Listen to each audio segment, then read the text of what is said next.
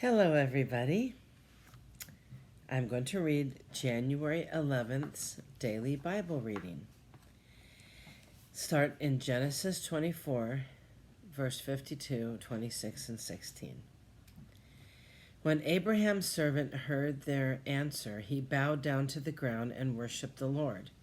Then he brought out silver and gold jewelry and clothing and presented them to Rebekah. He also gave expensive presents to her brother and mother. Then they ate their meal, and the servant and the men with them stayed there overnight. But early the next morning, Abraham's servant said, "Send me back to my master." "But we want Rebekah to stay with us at least 10 days, her brother and mother said. "Then she can go." But he said, "Don't delay me. The Lord has made my mission successful. Now send me back so I can return to my master." "Well," they said, "we'll call Rebekah and ask her what she thinks." So they called Rebekah. "Are you willing to go with this man?" they asked her.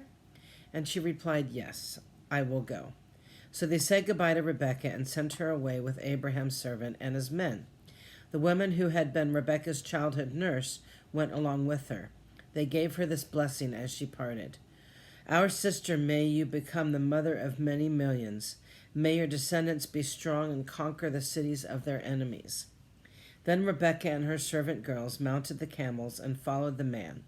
So Abraham's servant took Rebekah and went on his way. Meanwhile, Isaac, whose home was in the Negev, had returned from Beerah. One evening he was walking and meditating in the fields. He looked up and saw the camels coming. When Rebekah looked up and saw Isaac, she quickly dismounted from her camel. "Who is this man walking through the fields to meet us?" she asked the servant. And it replied, "It is my master." So Rebekah covered her face with her veil. Then the servant told Isaac everything he had done. And Isaac brought Rebekah into his mother Sarah's tent, and she became his wife. He loved her deeply, and she was a special comfort to him after the death of his mother. Abraham married another wife whose name was Keturah. She gave birth to Zimran, Joskan, Medan, Ishbak, and Shua. Jekshan was the father of Sheba and Dedan. Dedan's descendants were the Ashurites, Letuites, and Lemonites. Midian's sons were Ephah, Epher, Hanok, Abida, and Alda. These were all the descendants of Abraham through Keturah. Abraham gave everything he owned to his son Isaac. But before he died, he gave gifts to the sons of his concubines and sent them off to a land in the east away from Isaac. Abraham lived for 175 years, and he died at a ripe old age, having lived a long and satisfying life. He breathed his last and joined his ancestors in death.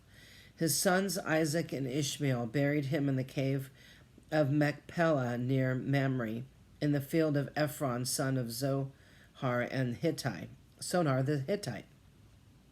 This was the field Abraham had purchased from the Hittites, and where he had buried his wife Sarah.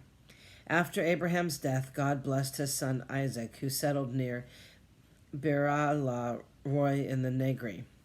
This is the account of the family of Ishmael, the son of Abraham through Hagar, Sarah's Egyptian servant.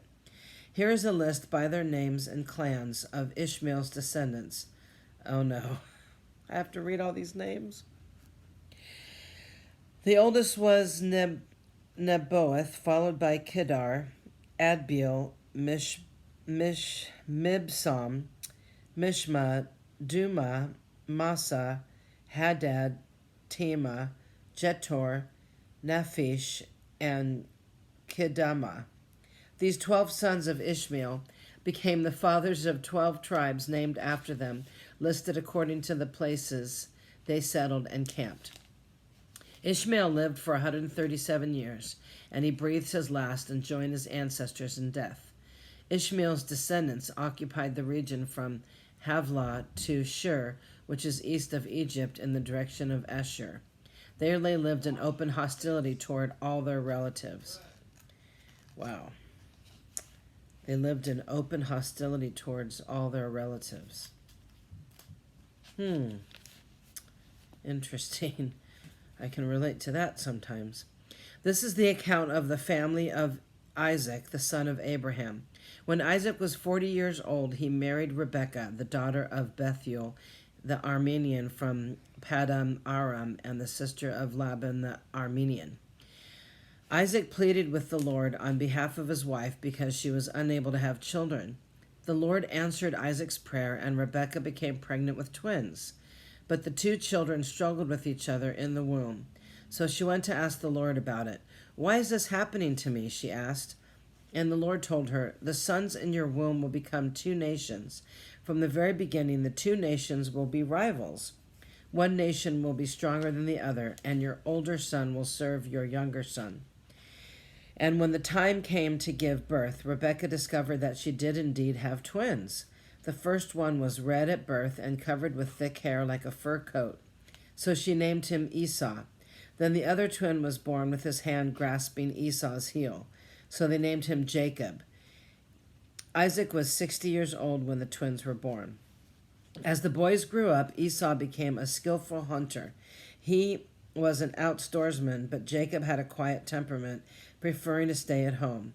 Isaac loved Esau because he enjoyed eating the wild game Esau brought home, but Rebekah loved Jacob.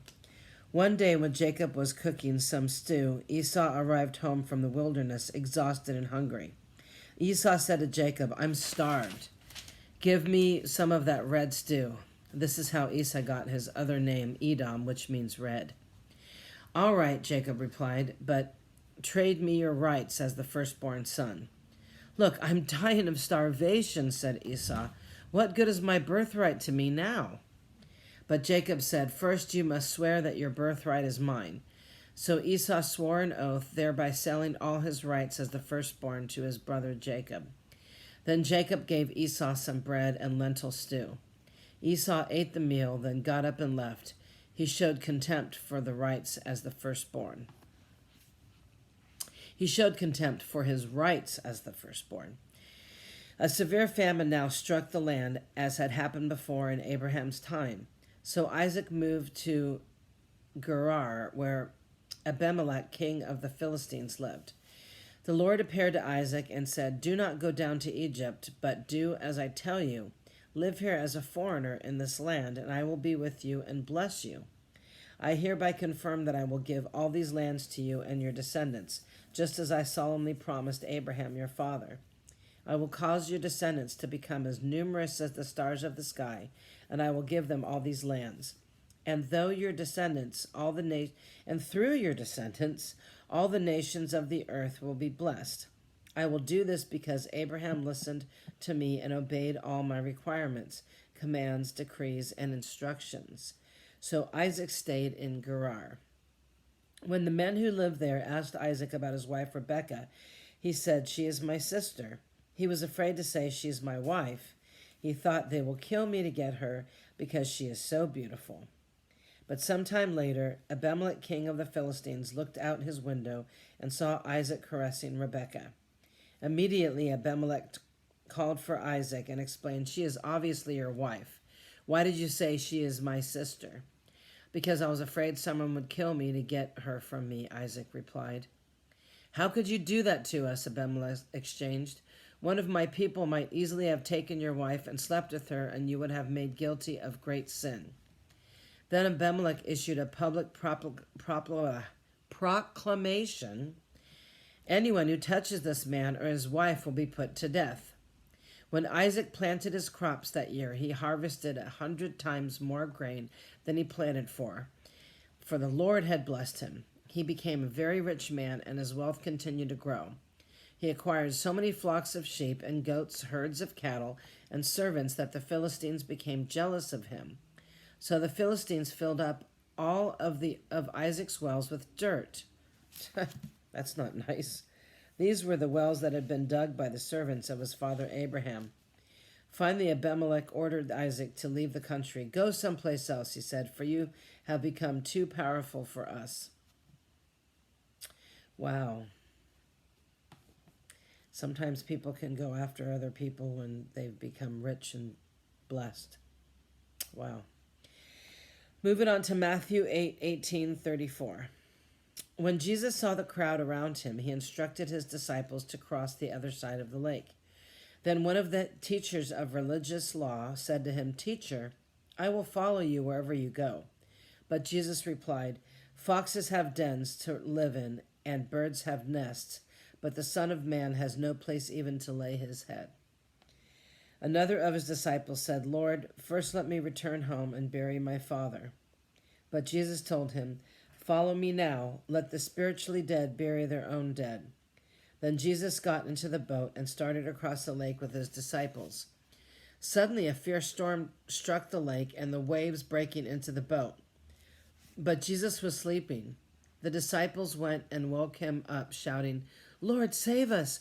We're going to drown." Jesus responded, "Why are you afraid? You have so little faith." When he got up and rebuked the wind and waves, and suddenly there was a great calm. The disciples were amazed.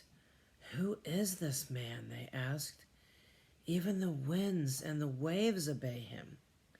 When Jesus arrived on the other side of the lake, the region of Gadarenes, 2 men were possessed by demons met him there. They lived in a cemetery and were so violent that no one could go through that area. They began screaming at him, "Why are you interfering with us? Son of God, have you come to torture us before God's appointed time?" There happened to be a large herd of pigs feeding in the distance. So the demons begged, "If you cast us out, send us into that herd of pigs." "All right, go," Jesus commanded them. So the demons came out of the men and entered the pigs, and the whole herd plunged down the steep hillside into the lake and drowned into the water. The herdsmen fled to the nearby town, telling everyone what happened to the demon-possessed man. Then the entire town came out to meet Jesus, but they begged him to go away and leave them alone. Yeah, I guess he was causing a riot. Well, that's my Savior. Psalm 10, 1 through 15. "O Lord, why do you stand so far away? Why do you hide when I am in trouble? The wicked arrogantly hunt down the poor. Let them be caught in the evil they plan for others, for they brag about their evil desires. They praise the greedy and curse the Lord. The wicked are too proud to seek God. They seem to think that God is dead, yet they succeed in everything they do. They do not see your punishment awaiting them. They sneer at all their enemies. They think, nothing bad will ever happen to us. We will be free of trouble forever. Their mouths are full of cursing, lies, and threats. Trouble and evil are at the tips of their tongues. They lurk in ambush in the villages, waiting to murder innocent people. They are always searching for helpless victims. Like lions crouching and hiding, they wait to pounce on the helpless. Like hunters who capture the helpless and drag them away in nets. Their helpless victims are crushed, and they fall beneath the strength of the wicked. And the wicked think, God isn't watching us. He has closed his eyes and won't even see what we do. Arise, O Lord. Punish the wicked, O God. Do not ignore the helpless.